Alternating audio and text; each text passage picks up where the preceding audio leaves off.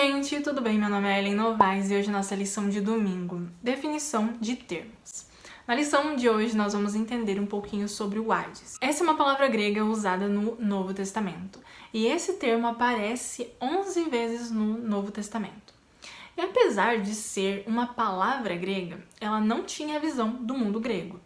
Por isso, os autores que escreviam sobre o Hades, ou falavam sobre o Hades, eles não estavam tendo em mente a cosmovisão do mundo grego, mas sim a cosmovisão do Antigo Testamento. Assim como a gente estudou sobre a alma, sobre a Nefesh, lembra que também foi enfatizado que a visão dos autores não era a visão do mundo grego, mas sim a visão bíblica, a visão do Antigo Testamento sobre a alma. Porque nós não podemos pegar uma palavra e dizer que ela tem esse significado em todos os lugares e concluir que ela é isso porque em um lugar se pensa dessa forma.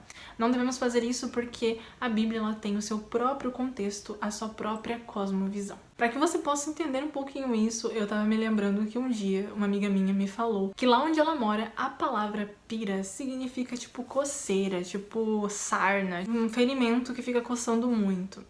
E eu achei isso bem interessante, porque onde eu moro, pira significa outra coisa, inclusive é uma gíria que quase não é muito usada hoje em dia. É tipo como se a pessoa estivesse viajando, sabe, com umas ideias meio loucas. Então pra um lugar pira significa coceira, tipo sarna, e pra outro lugar significa umas ideias meio viajada, meio louca. Então, para você ver como não tem como a gente pegar a mesma palavra e aplicar para todos os lugares. Em relação à Bíblia e ao contexto bíblico, isso se torna ainda mais importante da gente enfatizar. Porque existem determinadas palavras, sim, que a gente usa em locais diferentes do Brasil, que para um lugar significa uma coisa, para outro lugar significa outra, e tá tudo certo, não tem problema nenhum.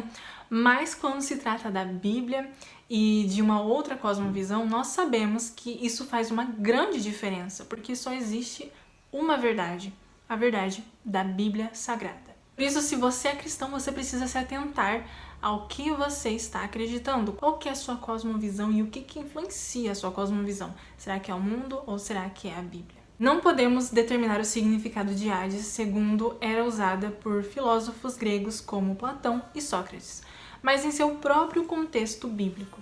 Até porque, né, gente, como eles acreditavam que a alma era imortal, para eles, a pessoa não deixava de existir, porque a alma não deixava de existir. A morte para eles não cessava a existência, mas era importante para acontecer a desassociação do corpo e da alma. Então, assim, para eles, a ideia do que acontecia após a morte é totalmente diferente da ideia bíblica. Mas, infelizmente, mesmo em nosso meio religioso, em nosso meio cristão, muitas pessoas acreditam que acontece coisas após a morte que a Bíblia não relata que acontece, que a Bíblia, ela, tipo assim, joga por terra esse tipo de pensamento. Mais especificamente, devemos entender o que significa a palavra correspondente do Antigo Testamento, Sheol. A palavra Sheol, muitas vezes, ela tem sido traduzida como sepultura, morte, inferno, cova, mundo dos mortos. E a palavra grega correspondente, que é usada no Novo Testamento, a palavra Hades, ela é usada apenas uma vez para se referir a um lugar de tormento que está lá na parábola do rico e do Lázaro.